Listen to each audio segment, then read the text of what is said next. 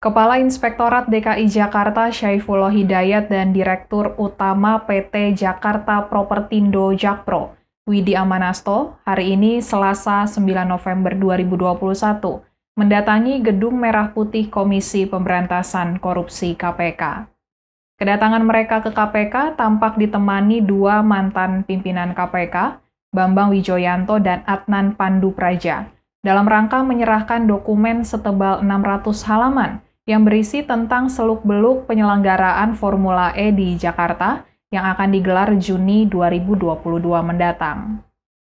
Kepala Inspektorat DKI Jakarta, Syaifullah Hidayat mengatakan dokumen tersebut berisi dokumen mulai dari proses persetujuan hingga persiapan terakhir perhelatan Formula E yang diperlukan KPK untuk mendapatkan informasi secara detail dan utuh mengenai penyelenggaraan Formula E.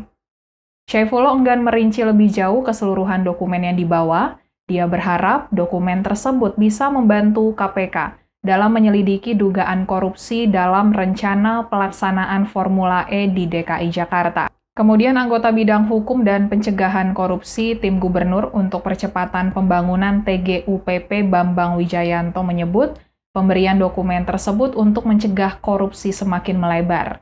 Pemberian dokumen juga untuk mencegah kabar burung merajalela dalam kasus ini. Kemudian Dirut Jakpro Widi Amanasto mengatakan pihaknya siap untuk bekerja sama penuh dalam memberikan informasi serta melaksanakan penugasan penyelenggaraan Formula E. Penyerahan dokumen diharapkan bisa membantu langkah KPK dalam proses investigasi yang tengah dilakukan, termasuk mengeliminasi potensi fraud yang menjadi bagian dari program pencegahan korupsi di lingkup pemerintahan dan BUMD DKI Jakarta. Sementara itu, Adnan Pandu juga mengapresiasi proses ini, khususnya atas sikap suportif yang ditunjukkan oleh Jakpro dan pemerintah Provinsi DKI Jakarta.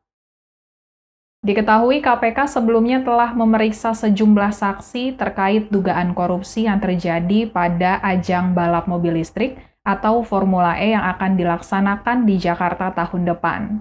Para saksi yang diperiksa KPK terdiri dari berbagai unsur yang terlibat dalam Formula E. Proses ini masih berjalan sehingga para pejabat terkait juga akan ikut dipanggil KPK nantinya. Sejauh ini KPK belum menetapkan satupun pejabat negara sebagai tersangka dalam kasus dugaan korupsi di ajang Formula E yang akan digelar di Jakarta tahun depan.